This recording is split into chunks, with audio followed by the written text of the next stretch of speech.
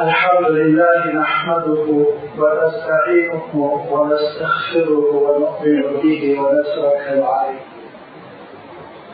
ونعوذ بالله من شرور أنفسنا ومن سيئات أعمالنا من يهده الله فلا مضل له ومن يضلله فلا هادي له ونشهد أن لا إله إلا الله وحده لا شريك له ونشهد أن محمدا عبده ورسوله صلى الله عليه وسلم فمن يطع الله ورسوله فقد فاز فوزا عظيما ومن يعص الله ورسوله فقد ضل وغوى. عباد الله إن الله تبارك وتعالى يقول في كتابه العزيز: أعوذ بالله من الشيطان الرجيم. يا أيها الذين آمنوا كونوا قوامين بالله شهداء بالقسط ولا يجرمنكم شنآن قوم على ألا تعدلوا اعدلوا هو أقرب للتقوى واتقوا الله إن الله خبير بما تعملون. صدق الله العظيم. عزیزان گرامی، قرآن مجید کی ایک آیت بھی آپ کے سامنے تلاوت کی گئی. اس میں اللہ تعالیٰ ارشاد فرماتا ہے: اے ایمان والو، کونوا قوامین باللہ شہداء بالقسط، محض اللہ کے واسطے اس دنیا میں حق کی سچائی کی گواہی دیتے بن کر حق اور سچائی کی گواہی دیتے ہوئے کھڑے ہو جاؤ. کونوا قوامین باللہ، یہ حق اور یہ سچائی جہاں اللہ تعالیٰ کے دین کی، اس کی توحید کی، اس کے رسول کی رسالت کی، آخرت کی حقیقت کی ہے، وہیں انصاف کی، مظلوم کی فریاد رسی کی، ظالم کی ظلم کے خلاف آواز بلند کرنے کی بھی صلاحیت اور وہ جوہر بھی ہے. کیونکہ ارشاد فرمایا: وَلَا يَجْرِمَنَّكُمْ شَنَآنُ قَوْمٍ، کسی قوم کی ضد اور ان کی دشمنی تم کو اس بات پر آمادہ نہ کرے کہ تم انصاف کی جگہ سے ہٹ جاؤ. ہمیشہ انصاف کرنا انصاف کی تقویٰ ہے. اللہ کا تقویٰ اختیار کرو. یاد رکھو ان اللہ خبیر بما تعملون، جو کچھ تم کر رہے ہو اللہ تعالیٰ سے مطلع ہے، واقف ہے. یہ وہ دین کا تقاضا ہے جو اللہ تعالیٰ نے امت مسلمہ کے سامنے، اور امت مسلمہ کی جو پہلی نسل تھی صحابہ رضوان اللہ تعالیٰ علیہم اجمعین کی، ان کے سامنے رکھا. اور یہ وہ پہلا مطالبہ ہے جس کو لے کر صحابہ پھر اپنے وطن عزیز سے نکلتے چلے گئے، دنیا میں پھیلتے چلے گئے. اور وہی صحابہ ہیں جن کی آمد ہندوستان میں بھی شروع ہوئی. اگرچہ کہ مورخین نے یہ بھی لکھا ہے، چاہے آپ ان روایتوں پر اعتماد کریں نہ کریں، لیکن ہمارے سدی رحمۃ اللہ نے اپنی تاریخ میں لکھا ہے کہ ہندوستان یہ وہ ملک ہے جہاں حضرت آدم علیہ السلام کا نزول ہوا. حضرت آدم علیہ السلام گویا دین اسلام لے کر اس سرزمین پر تشریف لے آئے، تو گویا اس روئے زمین پر سب سے پہلے اسلام ہندوستانی میں نازل ہوا، ہندوستانی میں آیا.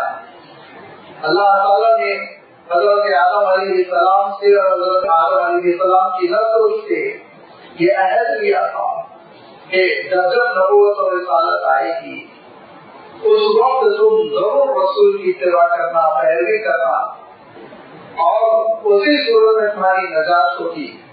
لہذا حضرت آدم علیہ السلام کے بعد ایک سلسلہ چلتا رہا نبیوں اور رسولوں کا. اللہ تعالیٰ نے حضرت نوح علیہ السلام کو بھیجا، اور پھر آپ دیکھیں گے کہ حضرت نوح علیہ السلام سے بھی پہلے رسول ہوئے حضرت ہود علیہ السلام، حضرت صالح علیہ السلام، حضرت شعیب علیہ السلام، نوح علیہ السلام کے بعد کی رسالتوں کا سلسلہ چلا. حضرت ابراہیم علیہ السلام اور آپ کی نسل میں حضرت اسماعیل اور حضرت اسحاق اور پھر حضرت یوسف، حضرت یعقوب، پھر حضرت موسیٰ، حضرت سلیمان، حضرت داؤد، حضرت عیسیٰ وغیرہ وغیرہ. اور ادھر بنی اسماعیل میں اللہ تعالیٰ نے اپنے آخری رسول کو بھیجا حضرت محمد مصطفیٰ صلی اللہ علیہ وسلم کو. اور اللہ تعالیٰ نے دنیا کو مطلع کر دیا، انسانوں کو اس بات سے آگاہ کر دیا کہ یہ اب آخری رسالت ہے، اور اب تمہاری ڈیوٹی یہ ہے کہ تم اس رسالت کے تقاضے کو پورے کرتے رہنا. لہٰذا ارشاد فرمایا کہ تم خیر امت مخرجت للناس، پوری کی پوری امت نکالی گئی ہے تاکہ یہ امت اللہ تعالیٰ کی دین کی گواہی دے.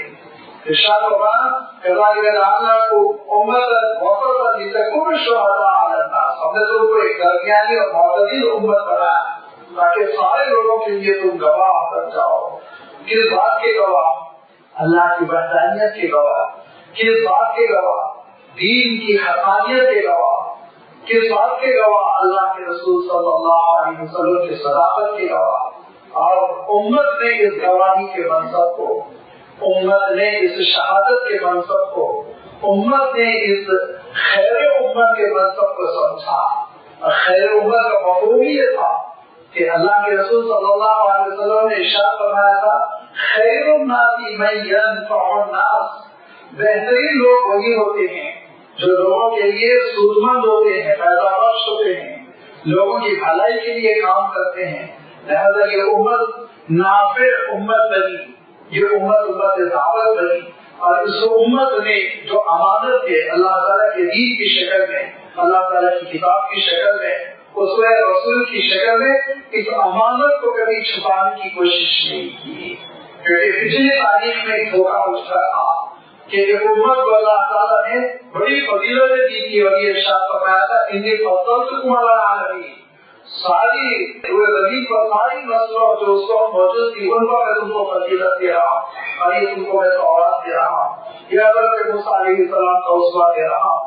تو انہوں نے کیا کیا تھا؟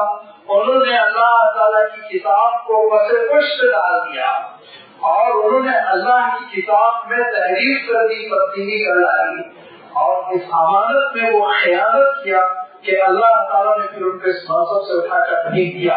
اور پھر اللہ تعالیٰ نے اس امت مسلمہ کو کھڑا کیا اور کہا کہ دیکھو تم امانت میں خیانت نہ کرنا، تم کو اس بات کی اجازت نہیں ہے. وَمَنْ أَظْلَمُ مِمَّنْ كَتَمَ شَهَادَةً عِندَهُ مِنَ اللَّهِ، اگر اللہ کے پاس سے جو امانت تمہارے پاس آئی ہے اس امانت کو چھپا کر رکھو گے، پوشیدہ رکھو گے تو تم سے بڑھ کر کوئی غالب نہیں. لہذا صحابہ کی تربیت اسی پر ہوئی، وہ نکل پڑے اور ایک ملک سے اور ایک ملک کے بعد دوسرا ملک اور ایک بر اعظم کے بعد دوسرا بر اعظم، ایک کانٹیننٹ کے بعد دوسرا کانٹیننٹ، سمندر آ گیا. اور وہ زمانے میں یہ پانی کے جہازوں کا وہ رواج نہیں تھا، بادشاہی کشتیاں چلتی تھی چھوٹی موٹی، تو سمندر میں گھوڑوں پر ڈال کر کہا پروردگار یہاں تک ہمارا بس چلتا تھا، ہم پہنچ گئے، آگے بس تو آگے ہے. یہ وہ صحابہ کا اعتماد تھا جس کی وجہ سے آپ دیکھیں گے کہ وہ دھیرے دھیرے آگے بڑھتے چلے گئے. اور آپ اس واقعے کو یاد رکھیے جس میں کس اعتماد کے ساتھ صحابہ نے دین کا تعارف کرایا تھا کہ حضرت عمر رضی اللہ تعالیٰ عنہ امیر المؤمنین ہے اور ایران کی جانب حضرت عمر رضی اللہ تعالیٰ عنہ نے حضرت سعد کو بھیجا. وہ لشکر لے کر چل پڑے، چند ہزار کا لشکر ہے، وہ بھی بڑھ رہا ہے، کچھ اس مقام پر روکا کچھ اس مقام پر بھیجا اور پھر ایران کی سرحد کے قریب پہنچ گئے.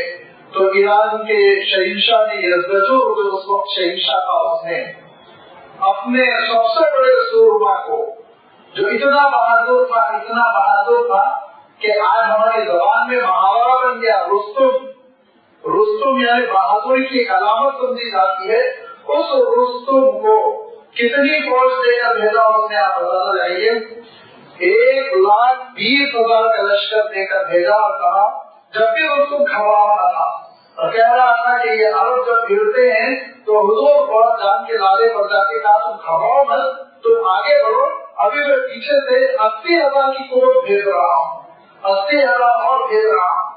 لہذا رستم آگے بڑھا اور آگے بڑھنے کے بعد سے اس نے ایک منزل کی ایک اور ڈالا اور دوسری طرف حضرت سعد ہے حضرت سعد نے حضرت عمر کو فوراً خط بھجوایا کہ ہماری توقع سے کہیں زیادہ تعداد میں لشکر کی، بہت بڑا لشکر ہے امیر المؤمنین، آپ اجازت دے دو ہم کوئی پیسہ بدل دے اور کوئی اور جنگی چال ہم اختیار کر لیں۔ حضرت عمر نے کہا کہ مسلم سپاہی کا سرمایہ ہتھیار میں اللہ کا توکل ہوتا ہے، تو اللہ پہ بھروسہ کرو، آگے بڑھتے چلے جاؤ۔ لہٰذا حضرت سعد نے جب دیکھا کہ حضرت عمر کا صریح حکم آ چکا ہے اور لوٹنے کی پیٹھ کی طرف پلٹنے کی کوئی گنجائش نہیں، تو رستم نے پیغام بھیجا کہ پہلے ہم بات چیت کر لیں اور اس کے بعد پھر دیکھیں گے۔ رستم کے پاس نمائندہ پہنچا، رستم نے کہا ٹھیک ہے، میں بھی چاہتا ہوں کہ بات چیت کر لوں اور میں بھی چاہتا ہوں خون خرابہ نہ ہو۔ 1.25 لاکھ قریب 1,20,000 کا لشکر، سب سے بڑا سورما عجم کا، لیکن ہماری گھبراہٹ کی جان نکل رہی ہے۔ لہذا یہ تہیا ہوا کہ حضرت عامر ابن ربیع رضی اللہ عنہ کو نمائندہ بنا کر بھیجا گیا، اور حضرت عامر ابن ربیع وہ صحابی ہیں جو کبھی بھی عرب کے ماحول سے باہر نہیں نکلے۔ آپ یوں سمجھ لیجیے کہ جیسے کوئی ایک یہاں لوکل فضا میں پلا بڑا ہو، یہاں کا گریجویٹ ہو، یہاں کا پڑھا لکھا ہو، اچانک اس کو کہا جائے جاؤ کہ تم کو امریکہ میں نمائندگی کرنی ہے اور وہاں کے تم سفیر بن جاؤ، کتنی بھاری ذمہ داری اس کے کاندھوں پر پڑ جاتی ہے۔ لیکن حضرت عامر رضی اللہ تعالیٰ نے پورے اعتماد کے ساتھ آگے بڑھے اور ان کے پاس سواری جو تھی وہ خچر، جو چھوٹا سا گھوڑا ہوتا ہے جو گدھے اور گھوڑے کے درمیان کی چیز، اس خچر پر سوار، اور ان کے پاس ایک پرانا قسم کا نیزہ اور ٹوٹی ہوئی تلوار، وہ لے کر چلے جا رہے ہیں۔ جب اس کے خیمے کے دروازے پر پہنچے تو اس میں رستم نے اپنے خیمے کو پورے ساز و سامان سے سوار کیا تھا، قیمتی قالینیں بچھی ہوئی ہیں، بہترین ہتھیار کے ساتھ پہرےدار کھڑے ہوئے ہیں، اور اس کے سر پر قیمتی تاج، اور جو کرسی پر بیٹھا وہ کرسی سونے کی ہے۔ اس شان کے ساتھ حضرت عامر کو بلایا، حضرت عامر پہنچے دروازے پہ، سیکورٹی اہلکاروں نے کہا تلوار اور یہ تھالا نیزہ یہ سب چھوڑ دینا ہوگا، سواری سے اتر جائیے، پیدل جائیے۔ تو حضرت عامر نے کہا کہ میں آیا نہیں ہوں، بلایا گیا ہوں، اس حالت کے ساتھ مجھے اندر پہلے جانے دیتے ہو، ٹھیک ورنہ میں واپس جا رہا ہوں۔ فوراً اندر نمائندے کو بھگایا، اس نے کہا جیسے بھی وہ آ رہے ہیں آنے دو۔ لہٰذا وہ اپنے اس ہتھیار کے ساتھ، اپنے معمولی سے قیمت کے اعتبار سے معمولی سے لباس کے ساتھ وہ دربار میں داخل ہوئے تو خچر کے پیر قالین پر ٹک نہیں رہتے، تو اپنے نیزے سے قالین پر سہارا دے رہے تھے، جس کی وجہ سے وہ قیمتی قالینوں میں سوراخ ہوتا چلا جا رہا تھا۔ حضرت عامر رضی اللہ تعالیٰ عنہ اسی طرح آگے بڑھتے ہوئے رستم کے قریب پہنچ گئے، اور آپ کی آنکھوں میں اللہ کی یقین اور توکل کا جو نور تھا، اس نور کی وجہ سے اس دربار کی جو آسائش تھی اور بس کو احتشام کے ساتھ جو سجایا گیا تھا، اس سے ذرا برابر بھرو نہیں ہوئے، اطمینان کے ساتھ اپنے خچر سے اترے اور ایک بڑے سے کوٹکیے سے خچر کو باندھ دیا، بیٹھ گئے، اور اس میں رستم نے کہا آج بتائیے کیوں آئے، ہماری سرحد میں کیوں داخل ہونا چاہ رہے ہیں؟ تو حضرت عامر نے ایک تقریر کی اور اس تقریر میں کہا کہ ہم خود نہیں آئے، واللہ ابتعاثنا، اللہ نے ہم کو بھیجا ہے، اللہ نے ہم کو بھیجا ہے، واللہ ابتعاثنا لنخرج العباد من عبادت العباد الى عبادت اللہ وحدہ، تاکہ ہم انسانوں کو انسانوں کی غلامی سے نکال دیں، انسانوں کو انسانوں کی غلامی سے نکال دیں اور اللہ کی بندگی میں لے کر آ جائیں۔ وَنُخْرِجَ الْعِبَادَ مِنْ ضِيقِ الدُّنْيَا إِلَى سَعَةِ الْإِسْلَامِ، اور اللہ تعالیٰ نے ہم کو اس لیے بھیجا کہ یہ جو مذاہب ہے بگڑے ہوئے اور ان کی جو تنگی ہے اور ان کے فرسودہ جو خیالات ہیں ان سے نکال کر اسلام کے بلند عقیدے کی طرف لائیں اور اسلام کی پھیلی ہوئی وسیع تعلیمات کی جانب لے آئے۔ جہاں آپ نے جو تقریر فرمائی اس رستم نے کہا ٹھیک ہے مجھے مہلت دو، کہا 3 دن کی مہلت ہے، 3 دن کی مہلت ہے۔ ہمارے رسول نے کہا کہ 3 دن موقع دو، اس کے بعد پھر آگے بڑھ جاؤ۔ جہاں آپ 3 دن غور کر لیجیے، رسول کے دربار میں بڑے مشورے ہوئے، خط و کتابت، اور پھر آگے جو مسلمان آگے بڑھتے چلے گئے، قادسیہ کی جو جنگ بھی وہ تاریخ کا ایک دوسرا چیپٹر ہے، मैं सिर्फ ये बताना चाहता हूँ कि इस एहतिमाम के साथ साहब आगे बढ़े, बढ़ते चले गए तो हिंदुस्तान में भी बाद सहाबा की तशरीफ आवर के सबूत मिलते हैं।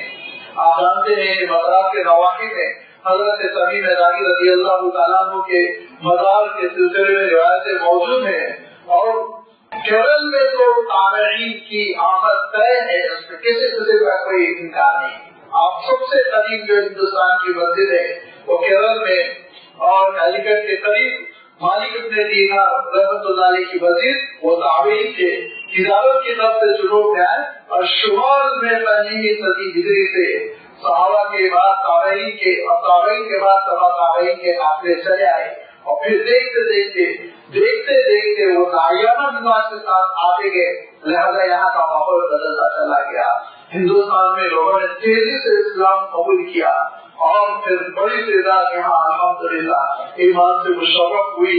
फिर उसके बाद से हालात बदले, तारीख बड़ी तवील है, और एक एक करके शहंशाह भी दाखिल होते चले गए, कभी मध्य एशिया से, कभी अफगानिस्तान से, और धीरे धीरे फिर मुगलों के पैर जम गए, और उन्होंने अजीम शान मुमलिकत इसको बना दिया।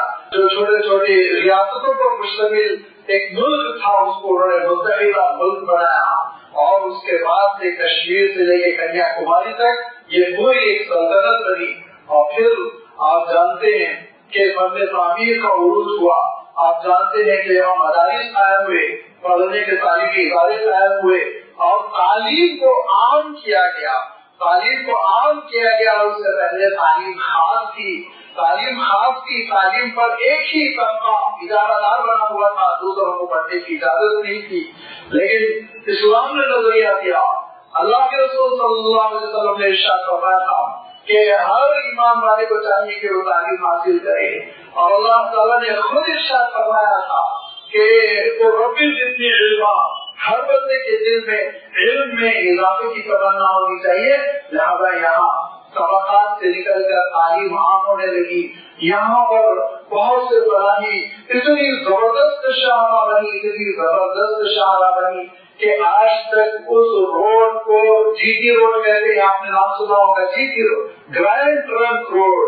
ये मुस्लिम शहंशाहों ने इतनी जबरदस्त किस्म की रोड तामीर की, सैकड़ों किलोमीटर लंबी चौड़ी, ऐसे कारनामे अंजाम दिए कि मुसलमानों का इस मुल्क में बहुत शानदार मादी है। और फिर इल्मी एतबार से आप जानते हैं कि हज़रत आलमगीर जब तख्त पर बैठे तो उन्होंने एक एकेडमी बनाई, उस एकेडमी ने बेहतरीन कानून बनाया, और वही कानून फतावे आलमगीरी के नाम से आज तक मशहूर है, और उस बुनियाद पर अदालत में कितने फैसले होते हैं। ये सारी इस्लाहात, ये सारी कोशिशें चल रही थी, लेकिन अफसोस यही है कि हम भी सो जाते हैं नाश्ता कहते कहते, हमारे दरमियान कमजोरी पैदा हुई, और हमारे दरमियान इंतशार पैदा हुआ, और हमारे दरमियान वो हालात पैदा हो गए जो हालात आज अरब मुल्कों के छोटे छोटे, हमने किले बनाने शुरू कर दिए, छोटी छोटी रियासतें, उर्दू में के ये लफ्ज इस्तेमाल करते हैं, नवाइबुल मुल्की, छोटे छोटे बादशाहों की शहंशाह क्या की कार गुजर रही है। मालूम ये हुआ कि अब आप दुबई से शारजाह में दाखिल हो गए, शारजाह से आप अबूधाबी में दाखिल हो गए, चंद किलोमीटर की हुकूमतें यही सब हमने करना शुरू कर दिया। अवध अलग, रामपुर अलग, भोपाल अलग, दक्कन अलग, मैसूर अलग। लिहाजा इन हालात का फायदा उठाते हुए एक ऐसी कौम ने जो 800 साल से इंतहाई तारीकी की जिंदगी बसर कर रही थी, जब उनके आज भी मुअर्रिखीन डार्क एजेस से ताबीर करते हैं, मुस्लिमा तारीकी के दौर, जानवरों जैसी जिंदगी, वहशियाना, चमड़ा लिपट गया करते, और गासिबाना हमले कर करके चीजें हड़प कर लिया करते, ऐसी वहशियाना जिंदगी से मुसलमानों की तालीम की वजह से वो इस पेड़ में शऊर संभालने लगे, मेहनत करने लगे, और फिर ये वो कौमें हैं जो यूरोप में उभरने लगी, और फिर इन्होंने तरक्की की, इन्होंने हथियार बनाने पर मेहनत की, इन्होंने मेडिकल साइंस पे मेहनत की, इन्होंने मुख्तलिफ किस्म के उलूम मुसलमानों से ले लेकर उसको मेहनत की, और उसको तरक्की देकर मेहनत की। और अल्लाह ताला का निज़ाम है, अल्लाह ताला बराबर नाइंसाफी नहीं करता। इरशाद फरमाया, अलैसा लिल इंसानी इल्ला मा सआ, इंसान मेहनत करेगा तो अल्लाह ताला अता करेगा।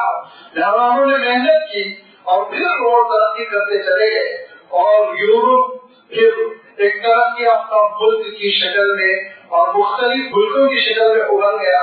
तो यूरोप के नुमाइंदे हिंदुस्तान आए कि यहाँ दौलत थी, यहाँ हीरो का अंबार था, यहाँ कीमती मसालों का अंबार था, यहाँ बड़ा सरमाया था। लिहाजा इधर से आए उधर से आए और आखिरकार कलकत्ता में उन्होंने आने के बाद आप जानते हैं कि ईस्ट इंडिया कंपनी कायम की और वहाँ से उन्होंने तिजारत और तिजारत से पॉलिटिक्स और फिर पॉलिटिक्स से आगे बढ़ते बढ़ते जुल्म ज़्यादती करते हुए वो अपने मुखालिफ को खत्म करते चले गए। और उस वक्त इस फितने को समझा और इस फितने को समझकर हज़रत शाह वली अल्लाह रहमतुल्लाह अलैह ने उम्मत को मुतनब्बे किया कि हालात बदल रहे हैं, हुकूमत कमजोर पड़ रही है, हुकूमत गौर करे, तवज्जो करे, ये डिपार्टमेंट है जिसमें तुमको इस्लाह करनी चाहिए, किसानों को तवज्जो देनी चाहिए, खेती बाड़ी को अप्रिशिएट करना चाहिए, फौजियों को उनका मकाम देना चाहिए। और एक ऐसी मारकतुल आरा किताब लिखी जो आज तक का वो ताज़ा है, जिसको हुज्जतुल्लाह बालिगा कहते हैं। हज़रत शाह साहब रहमतुल्लाह अलैह की वफ़ात हो गई और इधर मुग़ल कमजोर होते चले गए और इधर इन्होंने और दूसरे हुक्मरानों को कमजोर किया। तो उन्होंने लिखा जनूबी हिंद में सबसे उयूर हैदर अली और फिर हैदर अली के बाद टीपू सुल्तान, लिहाजा उनकी खबर लेने के लिए और उनको कमजोर करने के लिए मुख्तलिफ साजिशें की, मराठों को साथ मिला लिया, जंगें की और फिर जंग करते करते करते करते एक दिन ऐसा आया कि इतना टीपू सुल्तान को घेर लिया, इतना टीपू सुल्तान को घेर लिया कि एक सुलहनामा तैयार किया गया। और वो सुलहनामा इतना दर्द भरा था, इतना दर्द भरा था। और उस सुलहनामा को मैं इसलिए नहीं सुना रहा हूँ कि मुसलमान कमजोर पड़े, बल्कि मैं दो वजह से सुना रहा हूँ। एक हिकमत अमली मुसलमानों की और दूसरे कुर्बानी मुसलमानों की है। हम समझे सुलहनामे में चार अलग अलग शीटें थी, चार जुज थे, चार चीजें थी। चौथी चीज क्या थी आप जानते हैं? कुछ पहले से ये इतनी आपको रकम देनी होगी, सालाना इतना टैक्स देना होगा, ये वो। चौथी ये चीज थी कि आप जब तक के इस पर अमल नहीं शुरू करेंगे, आप अपने दोनों 3 शहजादों को अंग्रेज के पास रहम रखा देंगे, अपने दोनों बेटों को। हर साहिब औलाद चाहता है, औलाद पे सौदा नहीं होता, हर साहिब औलाद चाहता है, मर मिटता है आदमी। सुल्तान की आंखों से आंसू जारी थे, लेकिन उन्होंने कहा कि मैं कौम के लिए कुर्बानी दूंगा, मैं मुल्क के लिए कुर्बानी दूंगा। लोगों ने रोका और फौजियों ने कहा हुजूर मर जाएंगे, मिट जाएंगे, खत्म हो जाएंगे, ये जिल्लत गवारा न कीजिए। तो सुल्तान ने कहा नहीं, तारीख में ऐसी नज़ीरें मौजूद है, अल्लाह के रसूल सल्लल्लाहु अलैहि वसल्लम ने भी हुदैबिया में सुलह की थी, मैं सुलह कर लूंगा ताकि ये खुरेदी न हो, अवाम उन्नास का खून न बहाया जाए। लिहाजा सुलह करी, आपके दोनों बेटे रहम रखाए गए, मद्रास में वो रहम रहे। आपके शहजादे क्या उम्र थी? एक की 7 साल, एक की 9 साल, जरा सोचिए। फिर उसके बाद से जब उन्होंने तीनों ऊपर की शर्तें पूरी कर दी तो खैर साल 6 महीने के बाद वो शहजादे वापस लौटा दिए गए। लेकिन कितनी बड़ी कुर्बानी थी टीपू सुल्तान की, जरा आप सोचिए। इस आवाम की फलाह के लिए, महबूब के लिए। आज का आलम क्या है? वजीर साहब वजारत के ओहदे पे बैठे तो सबसे पहले उनका बेटा, जिसका आलम ये था कि वो 4 लाख की कंपनी चलाता था, तो वो 4000 करोड़ की कंपनी का मालिक हो जाता है। लेकिन टीपू सुल्तान को आप देखिए, जिन्होंने इस मुल्क के लिए कितनी बड़ी कुर्बानी की, मुसलमानों की इस कुर्बानी को याद रखना चाहिए। औलाद की कुर्बानी। और भी मैं एक चीज का इशारा करूंगा, और एक तो हिकमत अमली थी उनकी, समझदारी थी कि जंग न हो, खुरेदी न हो। हमेशा खुरेदी काम नहीं आती, कभी कभी मसलहत से भी काम लेना पड़ता है। लिहाजा उस मसलहत से काम लेते हुए मसले को हल किया। लेकिन अंग्रेज को कहाँ खत्म होने वाला था, लिहाजा उन्होंने फिर एक दूसरी हिकमत अमली अपनाई जो बड़ी खवासत है इंसानी, मुनाफिकाना, के उनके औहदेदारों को खरीदना शुरू कर दिया और उनके औहदेदारों को खरीदते खरीदते उनके करीबी वजीर को खरीद लिया। और फिर उसके बाद से हालात बदलने लगे।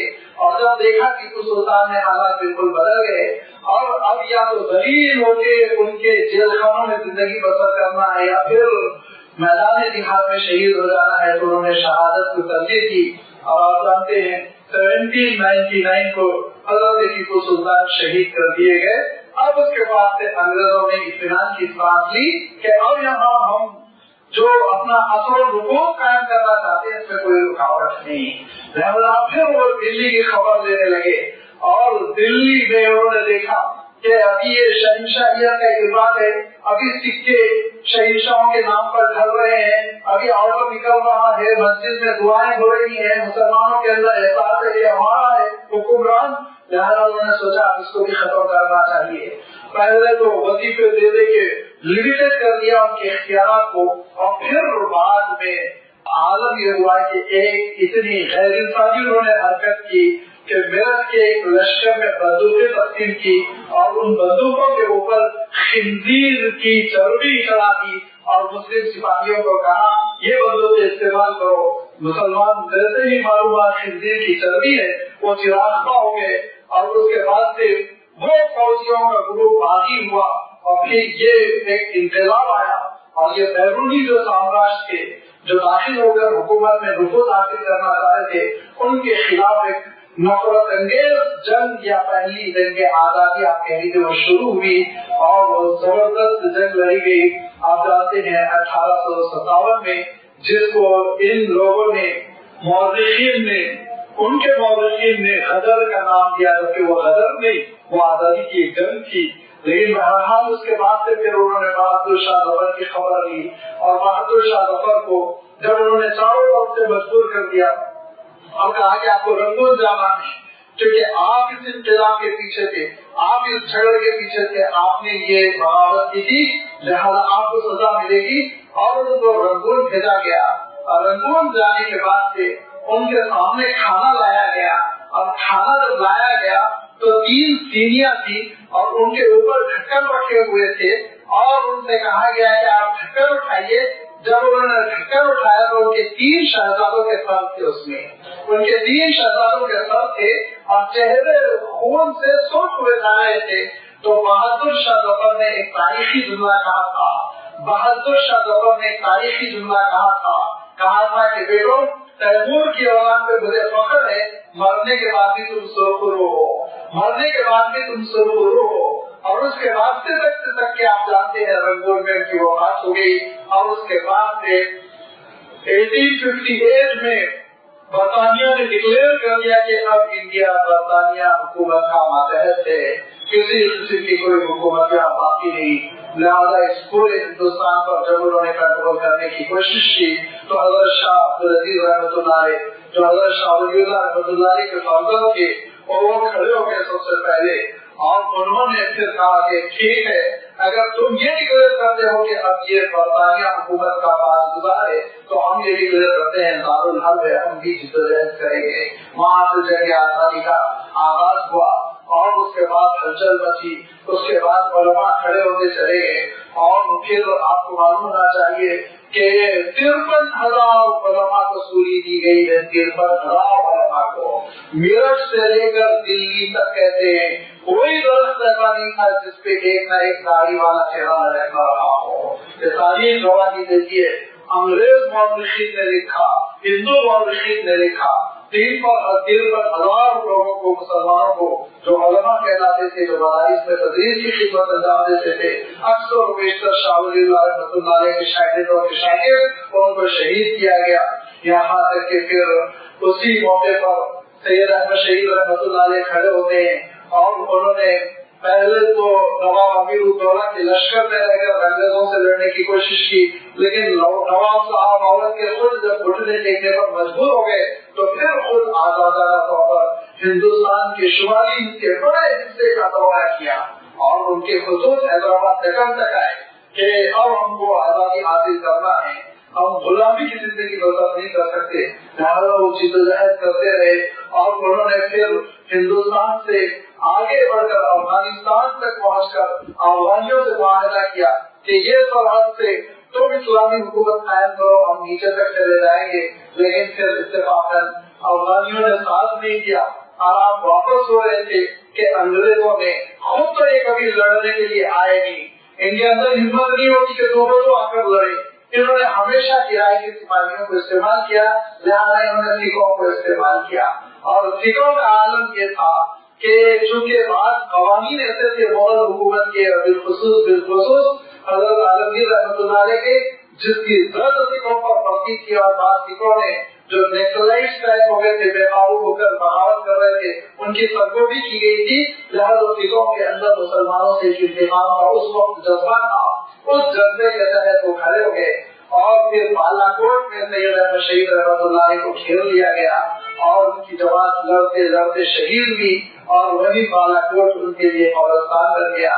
لیکن حضرت احمد شہید رحمۃ اللہ علیہ وفات پا کے شہادت ہو گئی اور جنگ آزادی کی تحریک ختم ہو گئی. ایسا کچھ نہیں ہوا، بلکہ آگے بڑھتی رہی تحریک، آگے بڑھتی رہی، اور اس کے بعد سے پھر لوگوں کی تربیت ہوتی رہی.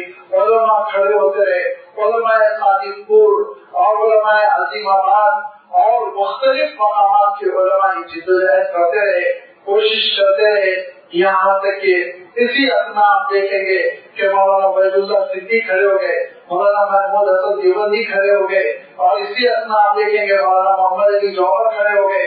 مولانا محمد علی جوہر کا اعتماد کا عالم یہ تھا، وہ خلافت عثمانی سے ہندوستان کو ملانا چاہتے تھے، لیکن اتفاقاً خلافت ختم کر دی گئی. اب ہندوستان کی آزادی کے لیے لندن گئے، لندن میں انہوں نے تقریر کی، اور بندے مومن کا اعتماد یہ ہوتا ہے. انہوں نے کہا یاد رکھو میں ہندوستان کی آزادی لینے کے لیے آیا ہوں، ہندوستان کی آزادی لینے کے لیے آیا ہوں. اگر آزادی کا پروانہ مل گیا تو ٹھیک ہے، غلام ہندوستان کی طرف میں واپس نہیں جاؤں گا، غلام ہندوستان کی جانب میں واپس نہیں جاؤں گا. اس کے بعد پھر واپسی ہی میں مولانا کی وفات ہو گئی، اور بیت المقدس میں مسجد اقصی میں اگر آپ قبلہ سمت کھڑے ہو جائیں تو آپ کے سیدھے ہاتھ کی جانب ایک لائن ہے، مزارات کی ایک عمارت بنی ہوئی ہے جس میں کئی بڑے بڑے لوگوں کی مزاریں ہیں. اسی میں آپ دیکھیں گے بڑا سا بورڈ لگا ہوا ہے عظیم الہند محمد علی جوہر کے نام سے، ہندوستان کے لیڈر محمد علی جوہر. وہ وہی مدفون، وہ غلام ہندوستان کی جانب لوٹ کر نہیں آئے، وہ غلام ہندوستان کی جانب لوٹ کر نہیں آئے، بلکہ وہ وہی وفات پا گئے، وہی مدفون ہو گئے. اور یہ تحریک چلتی رہی، اور مولانا محمود حسن دیوبندی رحمۃ اللہ علیہ نے اس کو سنبھالا اور کوششیں کی. ریشمی رومال کی تحریک کے ریشمی رومال پہ پیغامات لکھ کر بھیجے جاتے، افغانستان سے لے کر جنوبی ہند تک ایک رابطہ رہتا، اور ایک ہلچل مچی ہوئی تھی آزادی کی کہ ان کو گرفتار کر لیا گیا، مالٹا بھیجا گیا، کالے پانی کی سزا دی گئی، سزا انہوں نے گوارا کر لی. اور آپ ایک لطیفہ سناؤ، پولیٹیکل ایشو ہو جائے گا لیکن پولیٹیکل نہیں ہے، یہ تاریخی ہے کہ اسی زمانے میں ساورکر صاحب بھی پہنچے کالے پانی میں تو انہوں نے 3 خط معافی کے لکھے، اور اس میں قسم کھا کے یہ عہد کیا کہ انگریزی حکومت مجھے معاف تو کر دے، میں کبھی آزادی کے لیے کوشش کرنے والوں کا ساتھ نہیں دوں گا، میں ساتھ دوں گا تو حکومت کا ساتھ دوں گا. اور انہوں نے وعدہ نبھایا. آنے کے بعد انہوں نے گاندھی جی کی مخالفت میں مہم چلائی، آنے کے بعد انہوں نے RSS کا نظریے کو تقویت پہنچائی کہ یہ مسلمان اس لیے جدوجہد کر رہے ہیں کہ ان کو یہ احساس ہے یہ ملک ہم سے لیا گیا تھا، ہم کو ہی واپس لوٹانا چاہیے. لہٰذا اب اس ایلیمنٹ کے خلاف، اس عنصر کے خلاف، اس اسلامی مزاج کے خلاف، اس اسلامی ماحول کے خلاف جدوجہد کرو. اور انہوں نے وقت لایا اور ماحول بنایا. اور انگریزوں کو کیا چاہیے تھا؟ جلتے ہوئے انہوں نے آگ ڈالی، خوب لڑایا، پھر فسادات شروع ہوئے.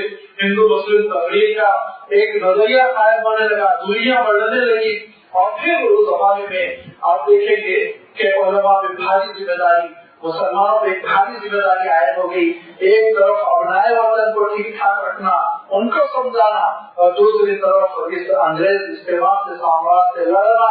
لیکن بڑی کامیابی کے ساتھ یہ جنگ آزادی کی کوشش چلتی رہی. اور پھر اس میں اخیر میں مولانا حسین احمد مدنی نمایاں ہوئے، مولانا ابوالکلام آزاد نمایاں ہوئے، اور کتنی سخت سزائیں ان لوگوں نے جھیلی.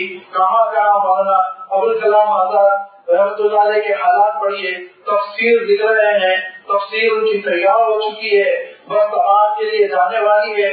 گھر پہ ریڈ، مولانا کو گرفتار، پوری تفسیر کا صندوق تباہ کر دیا، پوری تفسیر ان کی ختم کر دی. پھر وہ کئی سالوں کے بعد آزاد ہوئے، پھر انہوں نے تفسیر لکھنی شروع کی، اور بیچارے 18 سال تک پہنچے تھے کہ ان کی وفات ہو گئی کہ आजादी भी खैर मिल चुकी थी, लेकिन जो उन्होंने मुजाहिदे किए, जो मुसलमानों ने कोशिशें की, जो मुसलमानों की शहादतें हैं, जो मुसलमानों की जिद्दोजहद है इस तहरीक आजादी के लिए कि हिंदुस्तान को गुलाम नहीं देखना चाहते थे, फिर माहौल तैयार हो गया। उधर कमर टूटने लगी यूरोप की, मुख्तलिफ जगहों ने पहली जंग अजीम, दूसरी जंग अजीम उनको कमजोर कर दिया, और जब हालात ऐसे हो गए कि उनको ये महसूस हुआ कि हमको ये मुल्क छोड़कर शायद जाना पड़ेगा, तो उन्होंने फिर तक़सीम का एक नजरिया दे दिया, फिर लड़ा दिया मुसलमानों को, और उसके बाद से फिर तक़सीम के नजरिए की वजह से आप जानते हैं कि ये मुल्क उस वक्त तो 2 मुल्कों में बटा था, लेकिन फिर बाद में 3 मुल्क हो गए, बांग्लादेश की अलग हो गया और पाकिस्तान अलग हो गया, और इसमें मुसलमानों का बहुत बड़ा नुकसान हुआ, बढ़ गए मुसलमान।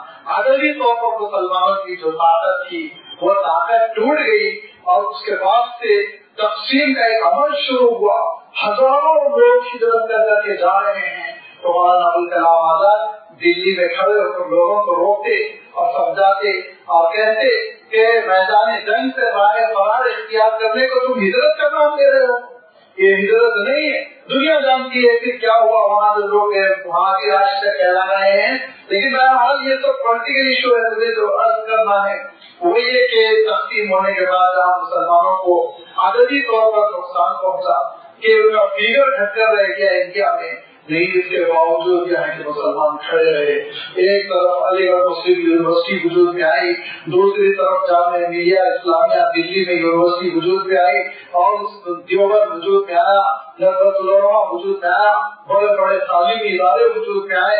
हैदराबाद में जामिया उस्मानिया बनाई गई, यहाँ तक के खुद आपके खिते में बड़े बड़े कॉलेजेस खोले गए, क्योंकि मुसलमानों को यह एहसास हुआ कि अब जंग, ये हालात बदल चुके हैं, ये हाथ के हथियार से नहीं लड़ी जाएगी, अब जहानत से लड़ी जाएगी, चालाकी से लड़ी जाएगी, तालीम से लड़ी जाएगी, रिसर्च से लड़ी जाएगी, साइंटिफिक तरीकों से लड़ी जाएगी। लिहाजा तालीमी इदारों पर तवज्जो देना चाहिए। और फिर रईस उम्मत मुस्लिमा ने तालीमी इदारों पर तवज्जो देने की कोशिश की, मेहनत की, तरक्की भी की, अल्लाह ताला ने फल भी दिया। और आप देख रहे हैं कि आज 70 साल के बावजूद, और इन 70 सालों में इतने बड़े बड़े फसादात के एक फसाद पर दिल दहल जाए, बस्तियों की बत्तियां जला दी गई और महल्ले के महल्ले गायब कर दिए गए, लेकिन इसके बावजूद अल्हम्दुलिल्लाह आज की उम्मत अपनी आइडेंटिटी के साथ, अपने तशख्खुस के साथ, अपनी जिम्मेदारियों के साथ, अपनी दावती सरगर्मियों के साथ खड़ी हुई है। मैं जब पड़ोस के मुल्क में गया था तो एक बड़े वहाँ के मुफक्किर और एक बड़े दाई और एक बड़े मुकर्रिर, उन्होंने मुझसे खुद ये अल्फाज कहते, जिन अल्फाज को मैं रट लिया हूँ, बेअदबी के अल्फाज ये थे। उन्होंने कहा था, मैं भारत के मुसलमानों की अज़मत को सलाम करता हूँ, मैं भारत के मुसलमानों की अज़मत को सलाम करता हूँ कि शरीयत की जितनी हिफाजत उन्होंने की है उतनी हम नहीं कर पाए अपने मुल्क में। इस तहफ़्फ़ुज़ शरीयत के साथ, इस दावती सरगर्मियों के साथ ये उम्मत इस मुल्क में अभी अल्हम्दुलिल्लाह तरक्की पजीर है, और कितने लोगों के आंखों का कांटा लगी हुई है। लेकिन याद रखिए, इतना शानदार हमारा मुस्तक़बिल है, ये मुस्तक़बिल जो जिद्दोजहद पर मबनी है, और इतना शानदार हमारा माजी है जो जिहाद, जिद्दोजहद, मेहनत, कुर्बानी और इस वतन को साम्राज्य के पंजे से निकाल कर आजाद करना, इस वतन की तरक्की फन तामीर में आपने जो दिया, तालीम के मैदान में जो आपने दिया, और तरक्की के मैदान में जो आपने दिया, ये सारी चीजें आज नाम बदले जा रहे हैं, ठीक है बदले, लेकिन याद रखे कि हिंदुस्तान की कोई ईंट ऐसी नहीं है, कोई इमारत ऐसी नहीं जिसकी आप ईंट उठाए तो नीचे मुसलमानों के कारनामे न निकले। आज आलम ये है कि मुसलमानों की इमारतों में असम्बलियां चलती हैं, आज आलम ये है कि मुसलमानों के दवाखानों में इलाज होता है, आज आलम ये है कि मुसलमानों के बनाए हुए पुलों और थानी गाड़ियां दौड़ती है, कहाँ तक पीछा छोड़ोगे। लेकिन मेरे भाई, मैंने अर्ज किया था कि हम भी तो रास्ता कहते कहते हम जो यहाँ आए थे तो हमको शौक नहीं था कि हम अमरूद गंगा पर वजू करके नमाज पढ़े, हम एक दावत के साथ आए थे, मौलवी बनाकर भेजे गए थे। कौन तुम खैर उम्मत थी, ये उम्मत सिखाने वाली उम्मत थी, ये उम्मत दावत देने वाली उम्मत थी, ये उम्मत निकली थी। मैंने शुरू में हज़रत आमिर का वाक़या इसलिए बता दिया کہ ایک مقصد لے کر یہ امت چلی تھی. وہ مقصد کیا تھا؟ وہ مقصد یہ تھا کہ جو خرافات ہے، وہ مقصد یہ تھا جو غلط عقیدے ہیں جو انسانوں کے اوپر لا دیے گئے، وہ مقصد یہ تھا کہ جو طبقاتی نظام ہے ظالمانہ جو انسانوں کے اوپر لا دیا گیا ہے اس سے انسانیت کو نجات دی جائے، اللہ کی بندگی کی طرف بندوں کو بلایا جائے اور اسلام کی جو وسعتیں ہیں، اسلام کی جو آفاقیت ہے، ان وسعتوں سے انسان کو ہمکنار کیا جائے. لیکن افسوس کی بات ہے مقصد ہم نے بھلا دیا، یہ مقصد ہم نے بھلا دیا. مقصد کو بھلانے کی وجہ سے ہم کو بڑی تکلیف کا سامنا کرنا پڑ رہا ہے.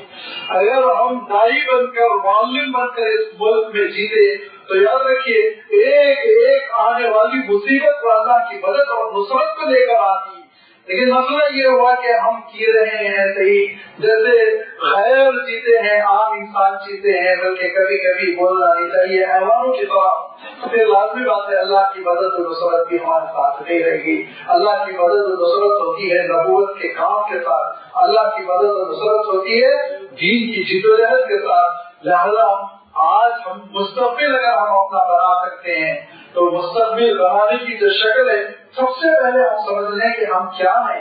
امت خیر، ہم امت شہادت، ہم امت دعوت ہے.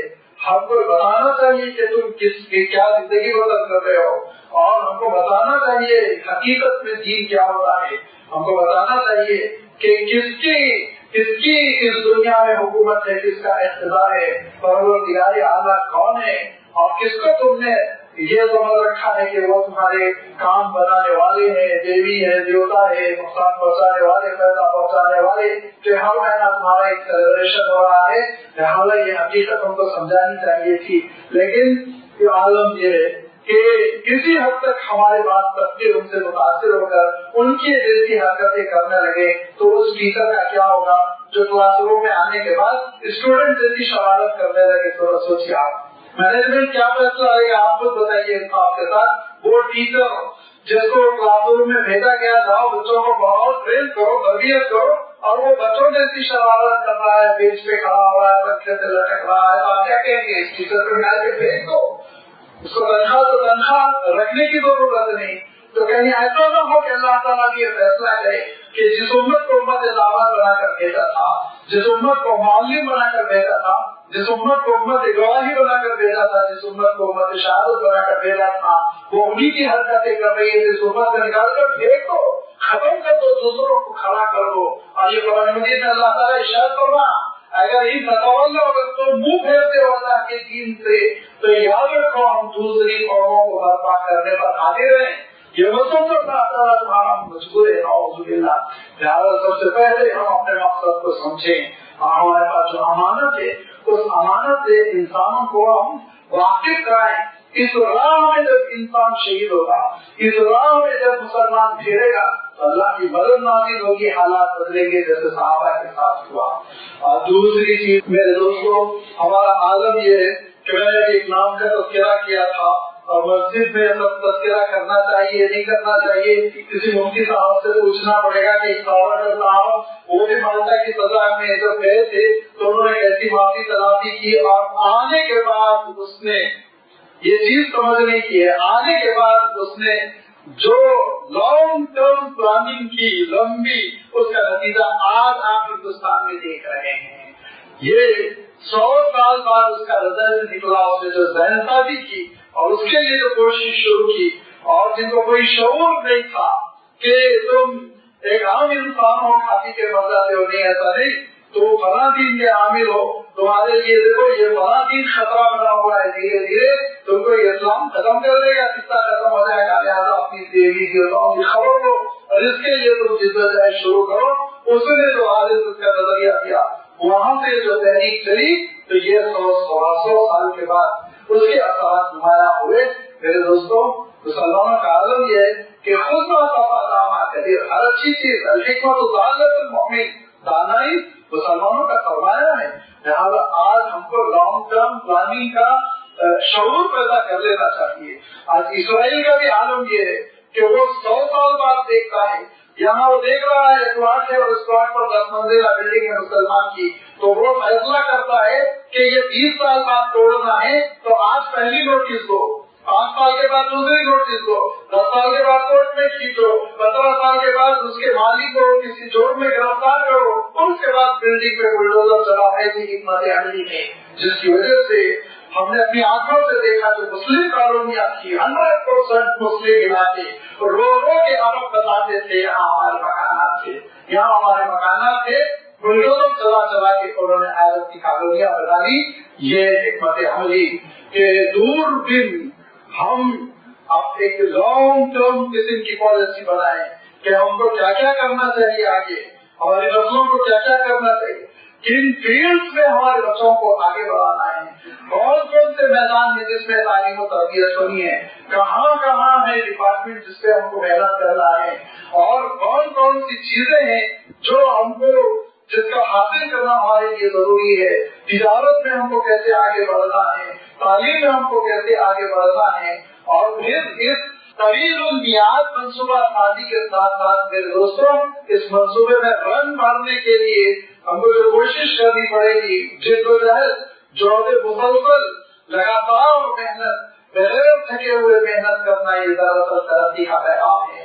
इसको हम इस हकीकत को समझने की कोशिश करें कि अल्लाह ताला ने मेहनत पर नतीजा रखा है। जो किसान जितनी मेहनत करता है उतनी उसको फसल मिलती है, और जो कोई ताजिर जितनी मेहनत करता है उतना उसको नफा मिलता है। तो लाजमी बात है हम इस दुनिया के मैदान में जब आए हैं तो लाजमी बात है मेहनत करना पड़ेगा, दारुल अस्बाब है तो अस्बाब इख्तियार करना पड़ेगा। लिहाजा तवील मंसूबा बंदी की जरूरत है, शऊर की जरूरत है, अकलमंदी की जरूरत है। आज अकल की लड़ाई है, आज लाशियों की लड़ाई नहीं है, आज शऊर की लड़ाई है। आज आप समझ लीजिए कि जिस्मानी ताकत की लड़ाई नहीं है।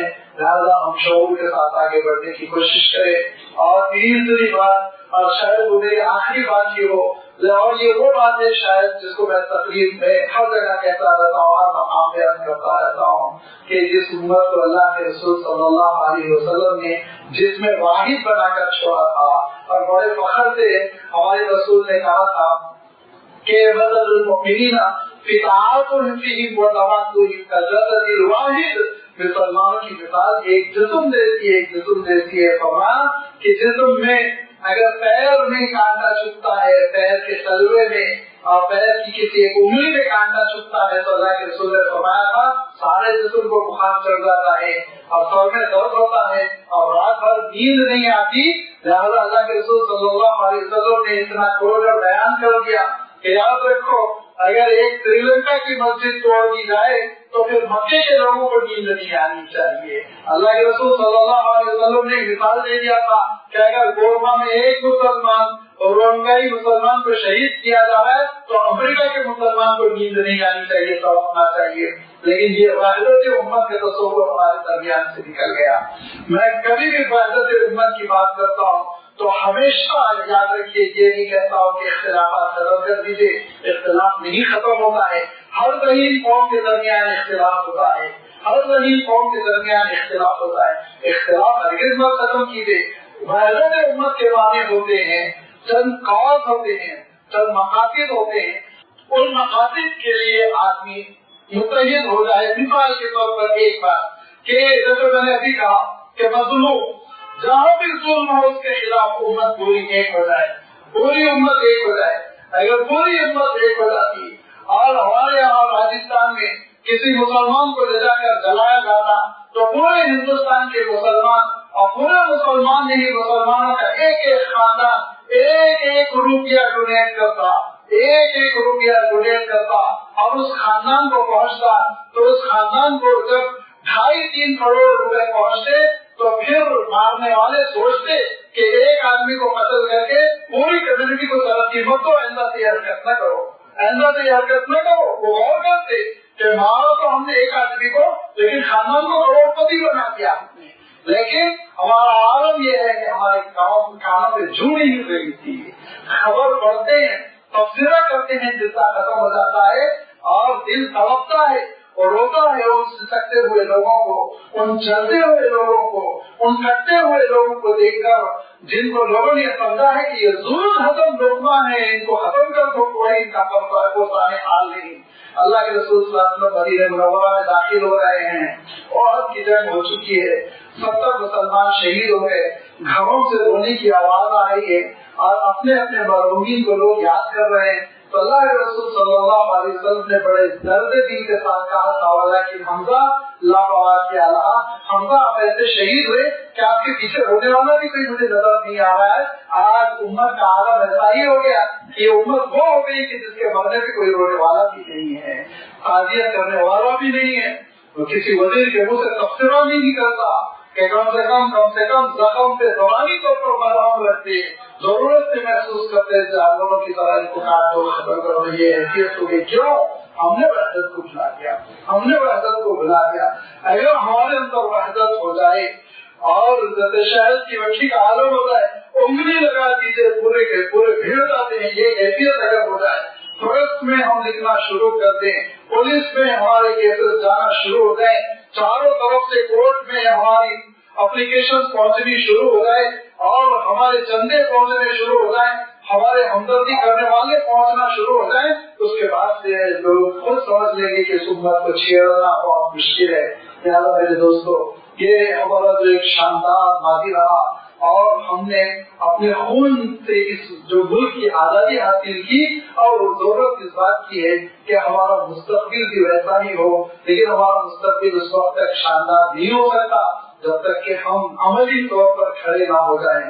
हम उम्मत दावत बने, पैगाम दे सारी इंसानियत को कि हमारे पास कितनी बड़ी नेमत रखी हुई है, कितनी बड़ी अमानत है, इंसानों की कामयाबी की कैसी कुंजी है, इस्लाम की शक्ल में आओ, वाकिफ हो जाओ, देखो, और हम इस बात की कोशिश करें कि हमारे पास एक तवील मंसूबा हो, बैठकर हम स्ट्रेटेजी बनाएं, सोचे समझे हालात का कैसे मुकाबला करें, नए हालात नए चैलेंजेस से कैसे निपटे, इस पर हम गौर फिक्र करें, अपनी सफों को हम मुतहिद करें और अपनी सफों को उन बुनियादों पर मुतहिद करें जो बुनियादें मुख्तलिफ भी नहीं है, जिनमें किसी को इख्तिलाफ नहीं।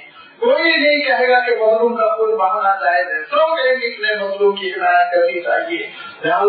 इन हकीकतों के साथ हम आगे बढ़े तो ये मुल्क हमारा है, इस मुल्क को हमने अपने खून से संवारा है, ये मुल्क हमारा है, इस मुल्क को हमने खून से संवारा है, और इस मुल्क की तरक्की में हमारा नाकाबिल इनकार किरदार है, और ये मुल्क हमारे बगैर नहीं चल सकता, ये मुल्क हमारे बगैर नहीं रह सकता। हमारी तरक्की इस मुल्क की तरक्की है, हमारी खुशहाली इस मुल्क की खुशहाली है, और कश्ती पर सवार अगर कश्ती में सुराख कर दे तो कश्ती आगे नहीं बढ़ सकती, डूब जाती है। ऐसे ही अगर मुसलमानों को अगर इंतशार का शिकार किया जाएगा, उनको मजलूम बनाया जाएगा, उनको लूटा जाएगा, इस मुल्क की नैया डूब जाएगी, ये मुल्क खत्म हो जाएगा। इससे पहले कि मुल्क तबाही के दामने तक पहुँचे, हम उठ के अपना पैगाम सुनाएं और हम उठ के दुनिया को बताएं कि हम अपने दामन में क्या पैगाम दिए हुए हैं, अपने सीनों में क्या इस्लाम दिए हुए हैं, ताकि इस मुल्क के हालात बदल सके। वाह, अल्हम्दुलिल्लाह रब्बिल आलमीन।